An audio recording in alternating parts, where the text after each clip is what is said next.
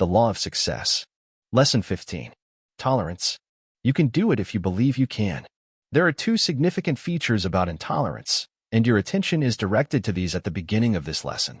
These features are, first, intolerance is a form of ignorance which must be mastered before any form of enduring success may be attained. It is the chief cause of all wars. It makes enemies in business and in the professions. It disintegrates the organized forces of society in 1,000 forms and stands, like a mighty giant, as a barrier to the abolition of war. It dethrones reason and substitutes mob psychology in its place. Second, intolerance is the chief disintegrating force in the organized religions of the world, where it plays havoc with the greatest power for good there is on this earth. By breaking up that power into small sects and denominations which spend as much effort opposing each other as they do in destroying the evils of the world. But this indictment against intolerance is general. Let's see how it affects you, the individual.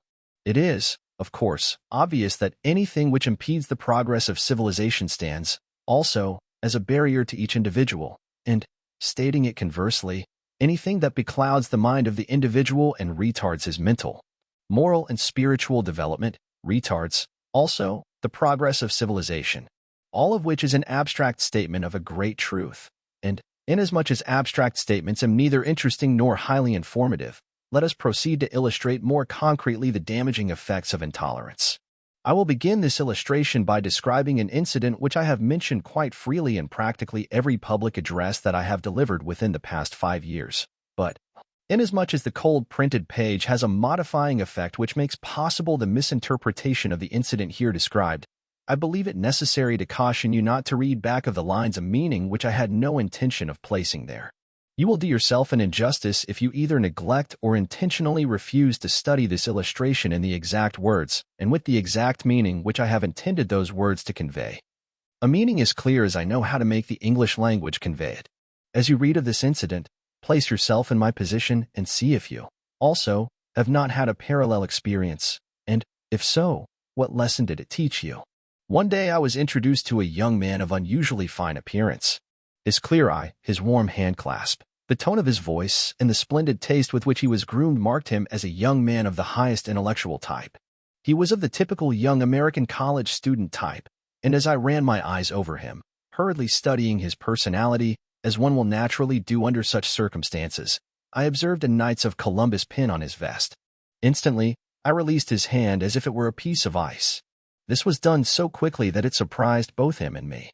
As I excused myself and started to walk away, I glanced down at the Masonic pin that I wore on my own vest, then took another look at his Knights of Columbus pin, and wondered why a couple of trinkets such as these could dig such a deep chasm between men who knew nothing of each other.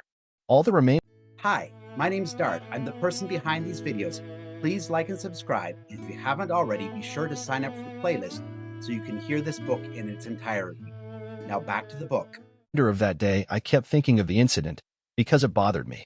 I had always taken considerable pride in the thought that I was tolerant with all men, but here was a spontaneous outburst of intolerance which proved that down in my subconscious mind existed a complex that was influencing me toward narrow-mindedness. This discovery so shocked me that I began a systematic process of psychoanalysis through which I searched into the very depths of my soul for the cause of my rudeness. I asked myself over and over again, why did you abruptly release that young man's hand and turn away from him when you knew nothing about him? Of course, the answer led me, always, back to that Knights of Columbus pin that he wore. But that was not a real answer, and therefore it did not satisfy me. Then I began to do some research work in the field of religion. I began to study both Catholicism and Protestantism until I had traced both back to their beginning, a line of procedure which I must confess brought me more understanding of the problems of life than I had gathered from all other sources. For one thing, it disclosed the fact that Catholicism and Protestantism differ more in form than they do in effect, that both are founded on exactly the same cause, which is Christianity. But this was by no means all, nor was it the most important of my discoveries, for my research led, of necessity, in many directions, and forced me into the field of biology, where I learned much that I needed to know about life in general and the human being in particular. My research led, also, to the study of Darwin's hypothesis of evolution, as outlined in his Origin of Species, and this, in turn, led to a much wider analysis of the subject of psychology than that which I had previously made. As I began to reach out in this direction and that for knowledge, my mind began to unfold and broaden with such alarming rapidity that I practically found it necessary to wipe the slate of what I believed to be my previously gathered knowledge, and to unlearn much that I had previously believed to be truth. Comprehend the meaning of that which I have just stated. Imagine yourself suddenly discovering that most of your philosophy of life had been built of bias and prejudice, making it necessary for you to acknowledge that, far from being a finished scholar, you were barely qualified to become an intelligent student.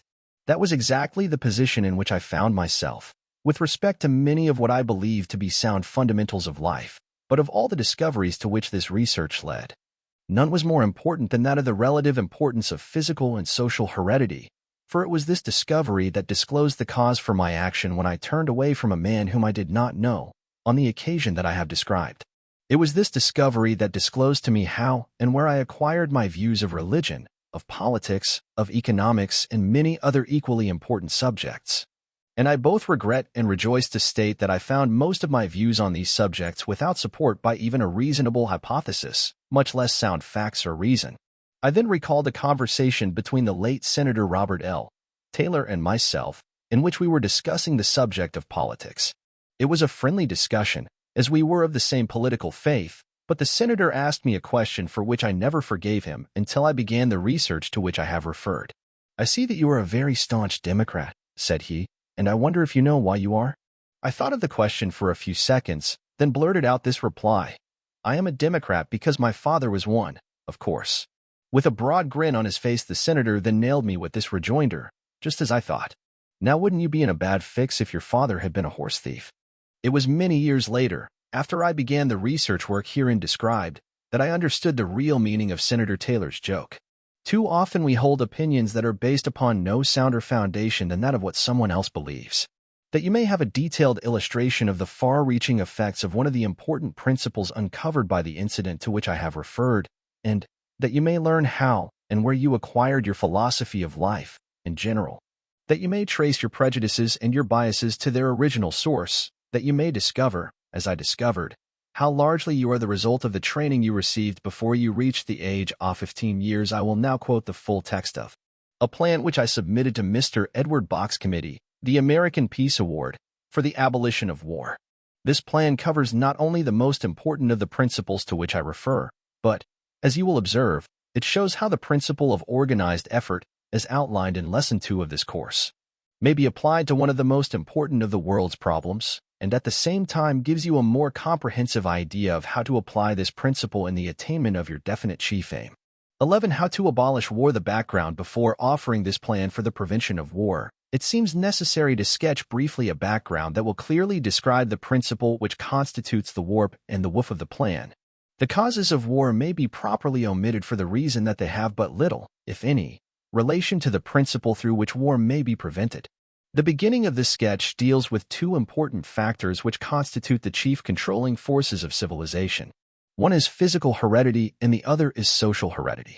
The size and form of the body, the texture of the skin, the color of the eyes, and the functioning power of the vital organs are all the result of physical heredity. They are static and fixed and cannot be changed, for they are the result of a million years of evolution. But by far the most important part of what we are is the result of social heredity, and came to us from the effects of our environment and early training. Our conception of religion, politics, economics, philosophy, and other subjects of a similar nature, including war, is entirely the result of those dominating forces of our environment and training. The Catholic is a Catholic because of his early training, and the Protestant is a Protestant for the same reason, but this is hardly stating the truth with sufficient emphasis. For it might be properly said that the Catholic is a Catholic and the Protestant is a Protestant because he cannot help it. With but few exceptions, the religion of the adult is the result of his religious training during the years between 4 and 14 when his religion was forced upon him by his parents or those who had control of his schooling. A prominent clergyman indicated how well he understood the principle of social heredity when he said, "Give me the control of the child until it is 12 years old, and you can teach it any religion you may please after that time. For I will have planted my own religion so deeply in its mind that no power on earth could undo my work." The outstanding and most prominent of man's beliefs are those which were forced upon him, or which he absorbed of his own volition, under highly emotionalized conditions, when his mind was receptive. Under such conditions, the evangelist can plant the idea of religion more deeply and permanently during an hour's revival service than he could through years of training under ordinary conditions, when the mind was not in an emotionalized state. The people of the United States have immortalized Washington and Lincoln because they were the leaders of the nation during times when the minds of the people were highly emotionalized. As the result of calamities which shook the very foundation of our country and vitally affected the interests of all the people. Through the principle of social heredity, operating through the schools, American history, and through other forms of impressive teaching, the immortality of Washington and Lincoln is planted in the minds of the young and in that way kept alive. The three great organized forces through which social heredity operates are the schools, the churches, and the public press. Any ideal that has the active cooperation of these three forces may, during the brief period of one generation, be forced upon the minds of the young so effectively that they cannot resist it. In 1914, the world awoke one morning to find itself aflame with warfare on a scale previously unheard of, and the outstanding feature of importance of that worldwide calamity was the highly organized German armies. For more than 3 years, these armies gained ground so rapidly that world domination by Germany seemed certain. The German military machine operated with efficiency such as had never before been demonstrated in warfare. With Kultur as her avowed ideal, modern Germany swept the opposing armies before her as though they were leaderless, despite the fact that the Allied forces outnumbered her own on every front. The capacity for sacrifice in the German soldiers, in support of the ideal of Kultur, was the outstanding surprise of the war, and that capacity was largely the result of the work of two men. Through the German educational system, which they controlled, the psychology which carried the world into war in 1914 was created in the definite form of Kultur.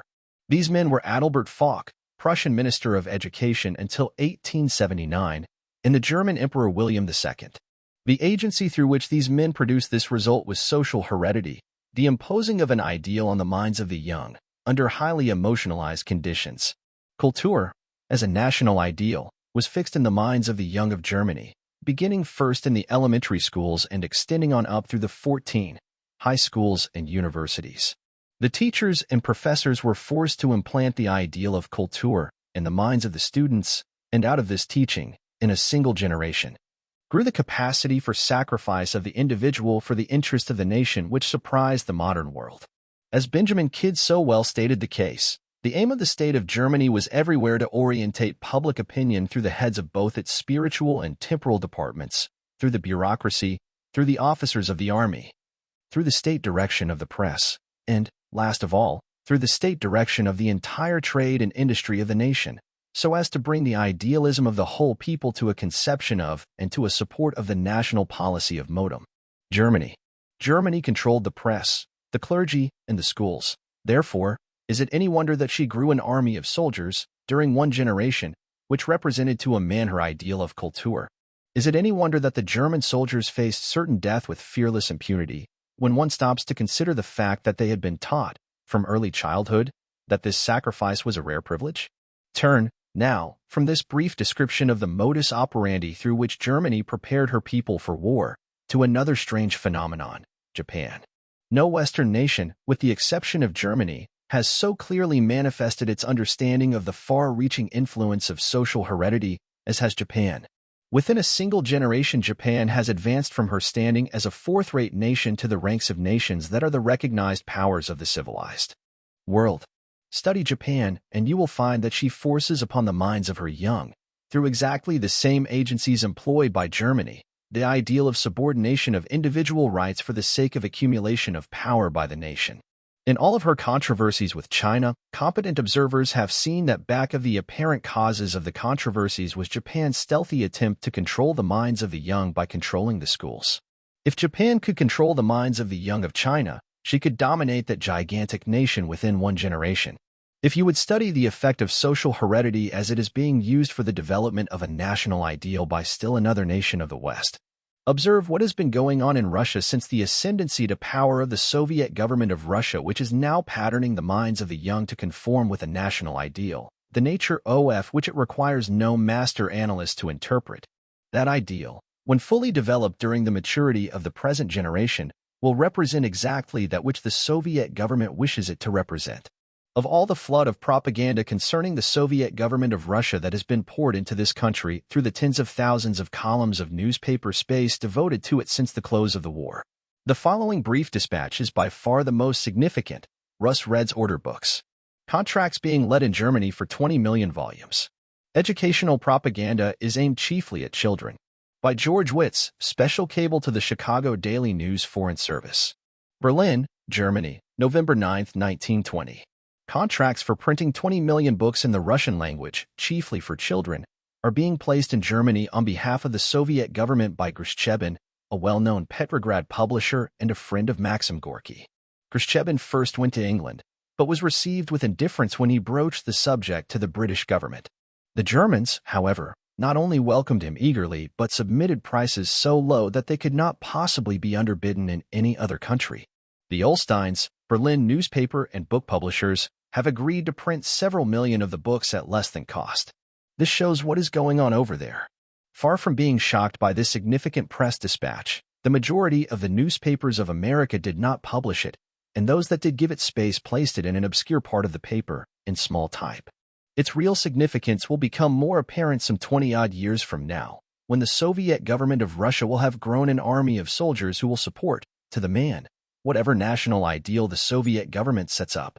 The possibility of war exists as a stern reality today solely because the principle of social heredity has not only been used as a sanctioning force in support of war, but it has actually been used as a chief agency through which the minds of men have been deliberately prepared for war. For evidence with which to support this statement, examine any national or world history and observe how tactfully and effectively war has been glorified and so described that it not only did not shock the mind of the student, but it actually established a plausible justification of war. Go into the public squares of our cities and observe the monuments that have been erected to the leaders of war. Observe the posture of these statues as they stand as living symbols to glorify men who did nothing more than lead armies on escapades of destruction. Notice how well these statues of warriors, mounted on charging steeds, serve as agencies through which to stimulate the minds of the young and prepare them for the acceptance of war, not only as a pardonable act, but as a distinctly desirable source of attainment of glory, fame, and honor. At the time of this writing, some well-meaning ladies are having the image of Confederate soldiers carved in the deathless granite on the face of Stone Mountain, in Georgia, in figures 100 feet tall, thus seeking to perpetuate the memory of a lost cause. That never was a cause, and therefore the sooner forgotten, the better. If these references to faraway Russia, Japan, and Germany seem unimpressive and abstract, then let us study the principle of social heredity as it is now functioning on a highly developed scale here in the United States. For it may be expecting too much of the average of our race to suppose that they will be interested in that which is taking place outside of the spot of ground that is bounded on the north by Canada, on the east by the Atlantic, on the west by the Pacific, and on the south by Mexico. We, too, are setting up in the minds of our young a national ideal, and this ideal is being so effectively developed through the principle of social heredity that it has already become the dominating ideal of the nation. This ideal is the desire for wealth. The first question we ask about a new acquaintance is not, "Who are you?" but, "What have you?" And the next question we ask is, "How can we get that which you have?" Our ideal is not measured in terms of warfare, but in terms of finance and industry and business. Our Patrick Henrys and our George Washingtons and our Abraham Lincoln of a few generations ago are now represented by the able leaders who manage our steel mills and our coal mines and our timberlands and our banking institutions and our railroads. We may deny this indictment if we choose, but the facts do not support the denial. The outstanding problem of the American people today is the spirit of unrest upon the part of the masses who find the struggle for existence becoming harder and harder because the most competent brains of the country are engaged in the highly competitive attempt to accumulate wealth and to control the wealth-producing machinery of the nation. It is not necessary to dwell at length upon this description of our dominating ideal, or to offer evidence in support of its existence, for the reason that its existence is obvious and as well understood by the most ignorant as it is by those who make a pretense of thinking accurately. So deeply seated has this mad desire for money become that we are perfectly willing for the other nations of the world to cut themselves to pieces in warfare, so long as they do not interfere with our scramble for wealth. Nor is this the saddest part of the indictment that we might render against ourselves, for we are not only willing for other nations to engage in warfare, but there is considerable reason to believe that those of us who profit by the sale of war supplies actually encourage this. Warfare among other nations. The planned war grows out of the desire of the individual to gain advantage at the expense of his fellow men. And the smoldering embers of this desire are fanned into a flame through the grouping of these individuals who place the interests of the group above those of other groups. War cannot be stopped suddenly. It can be eliminated only by education, through the aid of the principle of subordination of the individual interests to the broader interests of the human race as a whole. Man's tendencies and activities, as we have already stated, grow out of two great forces. One is physical heredity, and the other is social heredity. Through physical heredity, man inherits those early tendencies to destroy his fellow man out of self-protection. This practice is a holdover from the age when the struggle for existence was so great that only the physically strong could survive. Gradually, men began to learn that the individual could survive under more favorable circumstances by allying himself with others, and out of that discovery grew our modern society, through which groups of people have formed states, and these groups, in turn, have formed nations. There is but little tendency toward warfare between the individuals of a particular group or nation, for they have learned, through the principle of social heredity, that they can best survive by subordinating the interest of the individual to that of the group. Now, the problem is to extend this principle of grouping so that the nations of the world will subordinate their individual interests to those of the human race as a whole. This can be brought about only through the principle of social heredity. By forcing upon the minds of the young of all races the fact that war is horrible and does not serve either the interest of the individual engaging in it or the group to which the individual belongs. The question then arises, how can this be done? Before we answer this question, let us again define the term social heredity and find out what its possibilities are. Social heredity is the principle through which the young of the race absorb from their environment, and particularly from their earlier training by parents, teachers, and religious leaders, the beliefs and tendencies of the adults who dominate them. Any plan to abolish war, to be successful, depends upon the successful coordination of effort between all the churches and schools of the world for the avowed purpose of so fertilizing the minds of the young with the idea of abolishing war that the very word war will strike terror in their hearts. There is no other way of abolishing war. The next question that arises, how can the churches and schools of the world be organized with this high ideal as an objective? The answer is that not all of them can be induced to enter into such an alliance at one time, but a sufficient number of the more influential ones can be induced, and this, in time, will lead or force the remainder into the alliance, as rapidly as public opinion begins to demand it. Then comes the question, who has sufficient influence to call a conference of the most powerful religious and educational leaders? The answer is the President and Congress of the United States. Such an undertaking would command the support of the press on a scale heretofore unheard of, and through this source alone the propaganda would begin to reach and fertilize the minds of the people in every civilized country in the world. In preparation for the adoption of the plan in the churches and schools throughout the world, the plan for the abolition of war might be likened to a great dramatic play, with these as the chief factors: stage setting, at the Capitol of the United States; star actors, the President and members of Congress; minor actors, the leading clergymen of all denominations, and the leading educators, all on the stage by invitation and at the expense of the United States government; press room, representatives of the news-gathering agencies of the world; stage equipment, a radio broadcasting outfit that would distribute the entire proceedings halfway round the earth. Title of the play, Thou Shalt Not Kill. Object of the play, the creation of a world court, to be made up of representatives of all races, whose duty it would be to hear evidence and adjudicate the cases arising out of disagreement between nations. Other factors would enter into this great world drama, but they would be of minor importance. The main issues and the most essential factors are here enumerated. One other question remains: who will start the machinery of the United States government into action to call this conference? And the answer is public opinion, through the aid of an able organizer and leader, who will organize and direct the efforts of a golden rule society, the object of which will be to move the President and Congress into action. No League of Nations and no mere agreement between nations can abolish war as long as there is the slightest evidence of sanction of war in the hearts of the people. Universal peace between nations will grow out of a movement that will be begun and carried on, at first, by a comparatively small number of thinkers.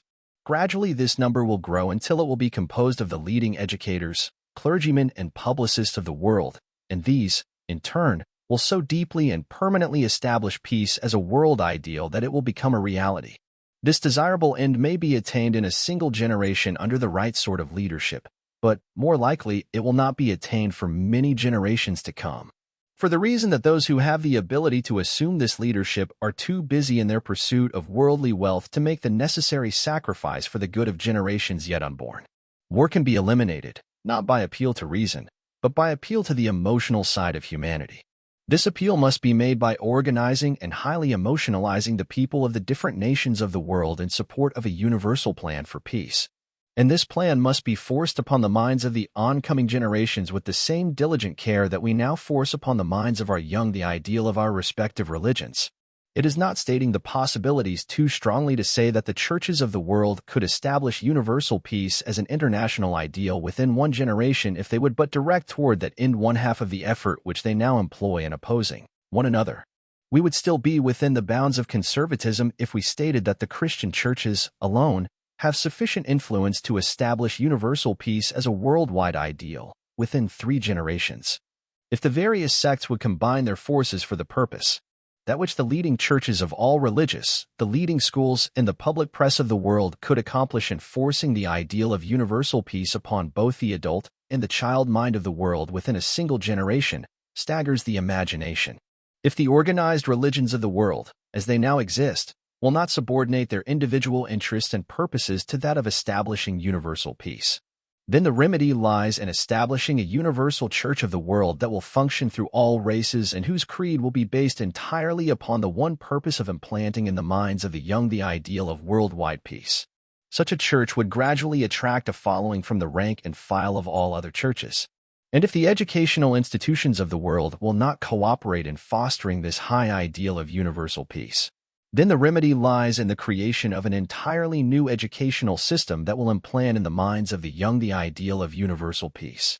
And if the public press of the world will not cooperate in setting up the ideal of universal peace, then the remedy lies in the creation of an independent press that will utilize both the printed page and the forces of the air for the purpose of creating mass support of this high ideal. In brief, if the present organized forces of the world will not lend their support to establishing universal peace as an international ideal, then new organizations must be created which will do so. The majority of the people of the world want peace, wherein lies the possibility of its attainment.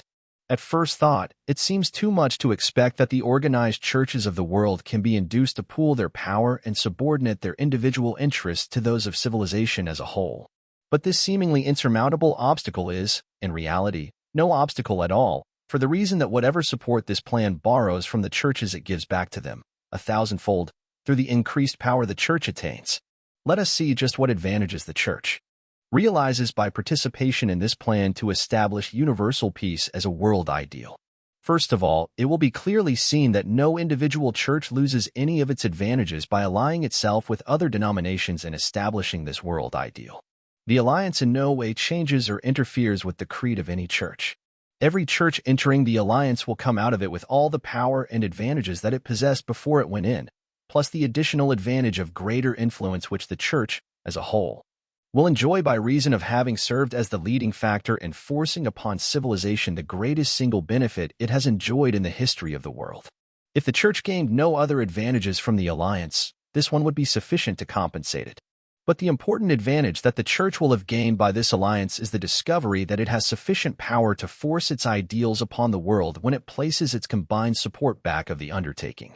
By this alliance, the church will have grasped the far-reaching significance of the principle of organized effort through the aid of which it might easily have dominated the world and imposed its ideals upon civilization. The church is by far the greatest potential power in the world today, but its power is merely potential and will remain so until it makes use of the principle of allied or organized effort, that is to say, until all denominations formulate a working agreement under which the combined strength of organized religion will be used as a means offering a higher ideal upon the minds of the young. The reason that the church is the greatest potential power in the world is the fact that its power grows out of man's emotions. Emotion rules the world, and the church is the only organization which rests solely upon the power of emotion. The church is the only organized factor of society which has the power to harness and direct the emotional forces of civilization, for the reason that the emotions are controlled by faith and not by reason. And the church is the only great organized body in which faith of the world is centered. The church stands today as so many disconnected units of power, and it is not overstating the possibilities to say that when these units shall have been connected, through allied effort, the combined power of that alliance will rule the world, and there is no opposing power on earth that can defeat it. It is in no discouraging spirit that this statement is followed by another which may seem still more radical, namely, the task of bringing about this alliance of the churches in support of the world ideal of universal peace must rest upon the female members of the church. For the reason that the abolition of war promises advantages that may be prolonged into the future, and that may accrue only to the unborn generations. In Schopenhauer's bitter arraignment of woman, he unconsciously stated a truth upon which the hope of civilization rests, when he declared that the race is always to her more than the individual.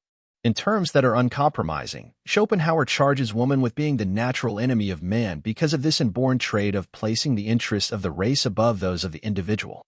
It seems a reasonable prophecy to suggest that civilization passed into a new era, beginning with the World War, in which woman is destined to take into her own hands the raising of the ethical standards of the world.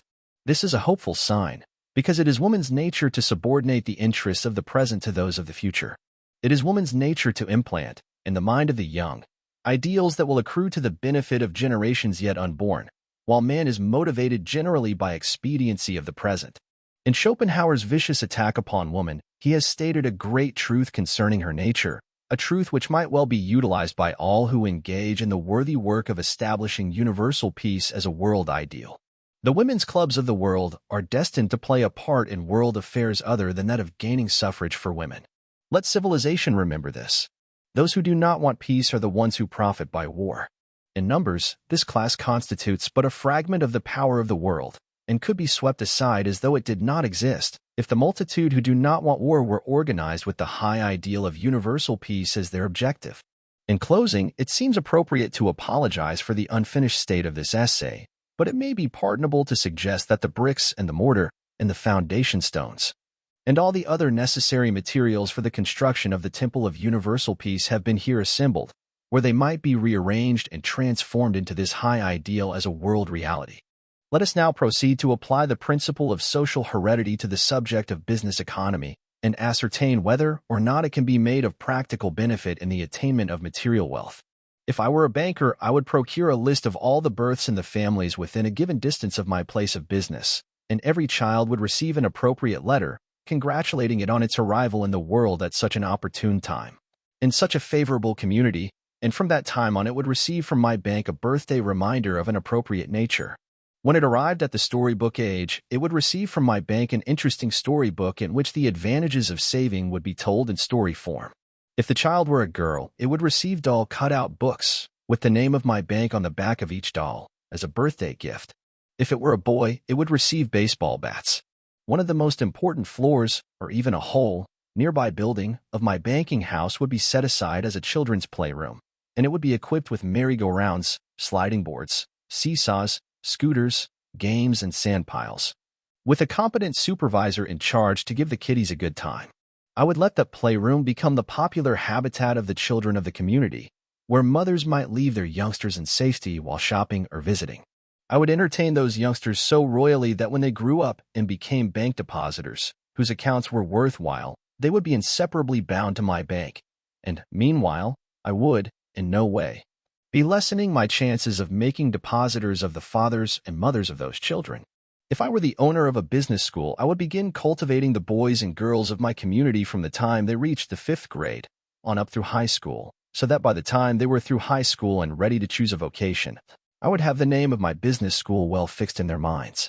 If I were a grocer, or a department store owner, or a druggist, I would cultivate the children, thereby attracting both them and their parents to my place of business. For it is a well-known fact that there is no shorter route to the heart of a parent than that which leads through interest manifested in the offspring.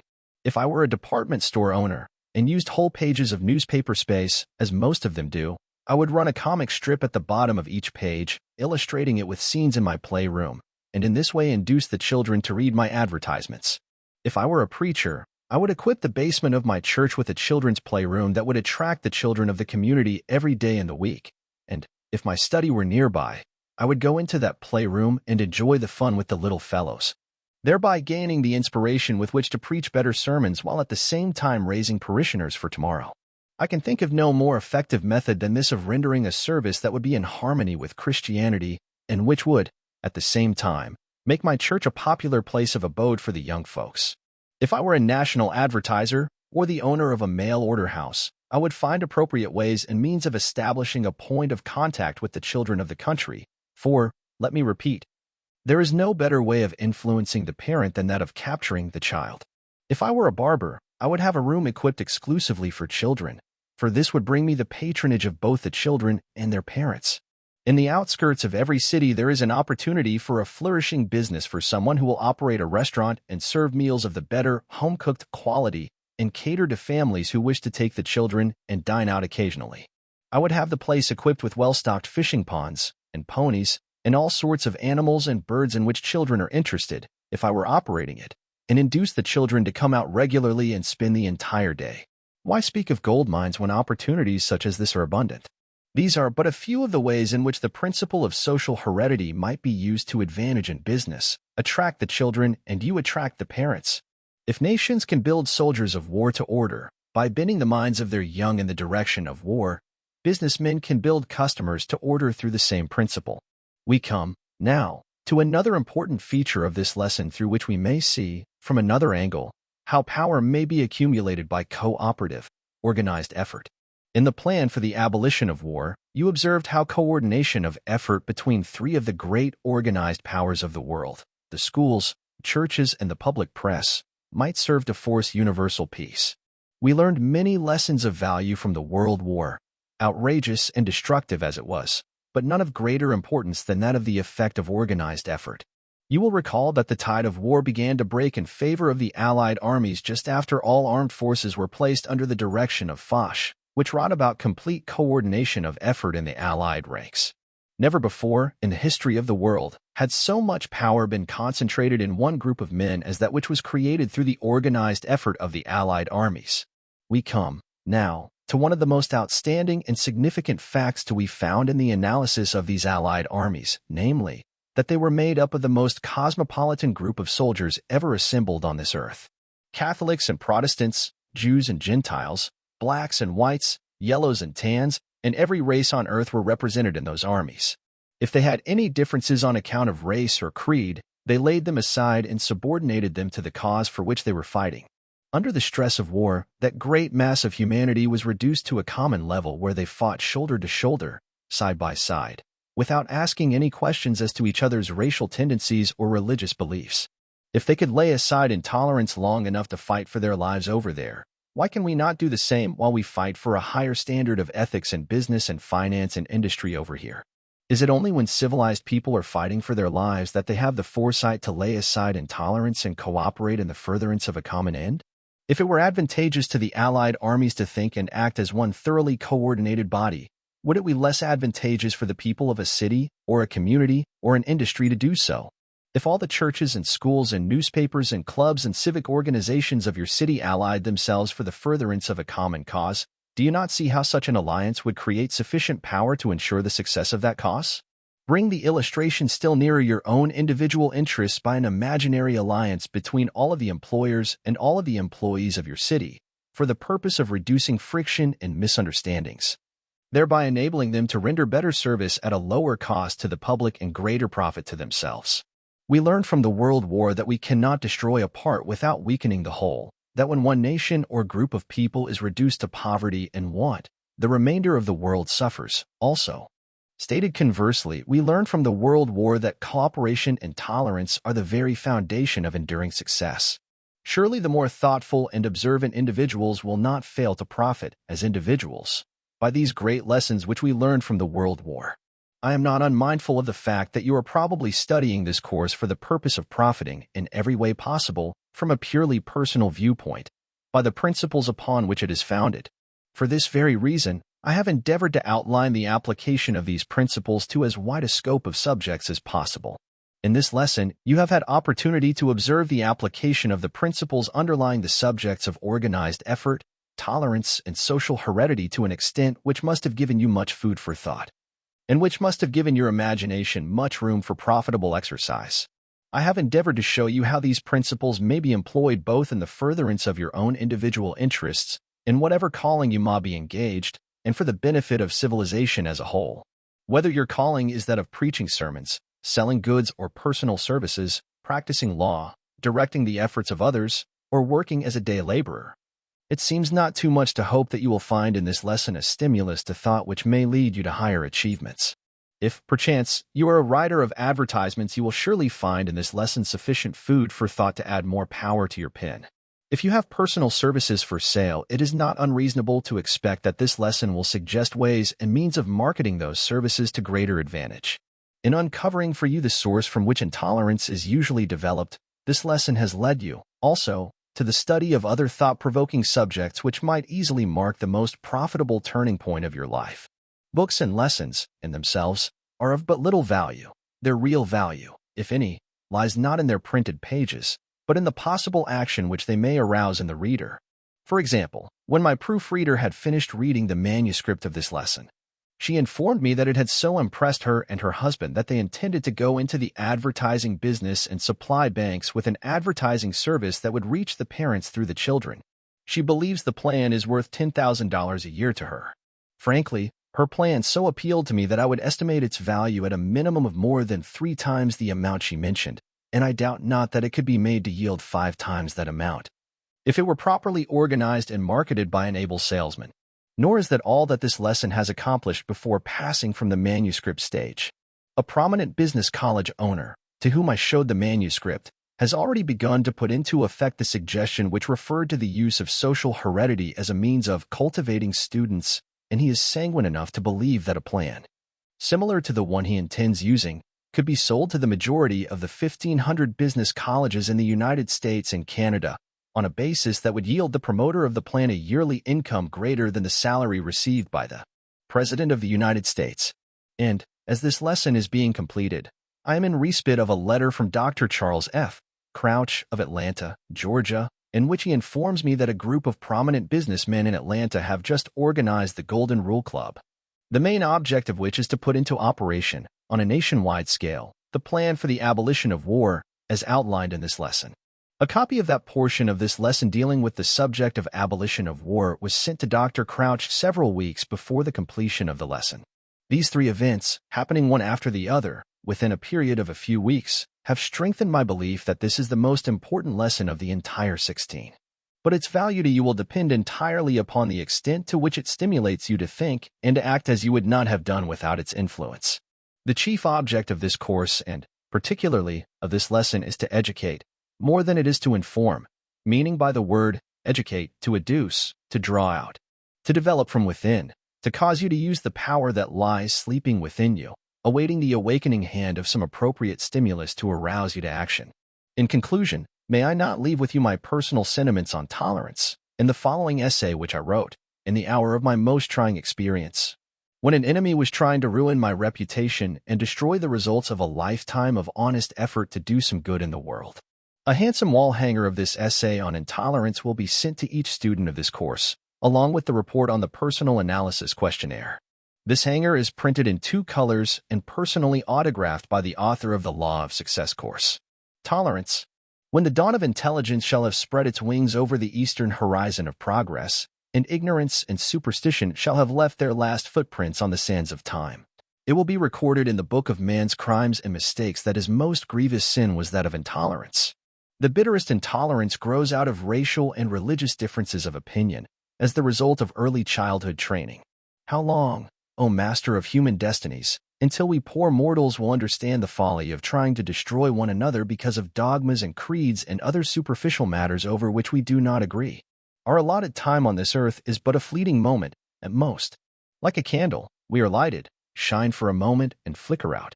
Why can we not so live during this short earthly sojourn that when the great caravan called death draws up and announces this visit about finished, we will be ready to fold our tents, and, like the Arabs of the desert, silently follow the caravan out into the darkness of the unknown without fear and trembling?